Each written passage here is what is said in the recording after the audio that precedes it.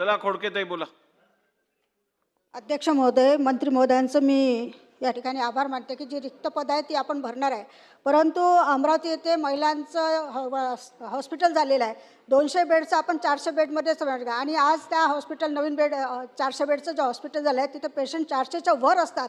परंतु तिथे स्टाफची मागणी केलेली आहे, डॉक्टर्स नाही आहे, स्टाफ कमी आहे, त्याच्यामुळे खूप हे होत आहे. तर म्हणून आपण या ठिकाणी महिला हॉस्पिटल जे आहे डफरीन म्हणून अमरावतीला, त्याची भरतीचा जो नवीन प्रस्ताव आहे त्याला मान्यता केव्हा देणार आणि कधी पदभरती करणार एवढं मंत्री भवनाने सांगा. अध्यक्ष महोदय, सन्मान्य सदस्य सुलभाताई खोडकेंनी जो प्रश्न विचारलाय, अमरावतीला महिला रुग्णालय, जिल्हा रुग्णालय, सुपर स्पेशालिटी रुग्णालय आणि तिथल्या पेशंटसाठी सातत्यानं आपण काम करताय.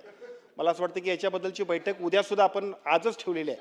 आजच्या बैठकीमध्ये आपल्या सगळ्या सूचना आणि त्याप्रमाणे पदमान्यतेसाठी आता जे असेल तर उपलब्धतेप्रमाणे आपण करू, नसेल तर नवीन प्रस्तावित करू. परंतु जे तिथल्या सगळ्या नागरिकांच्यासाठी आवश्यक असेल त्यासाठी आपल्याकडून प्रयत्न केले जातील.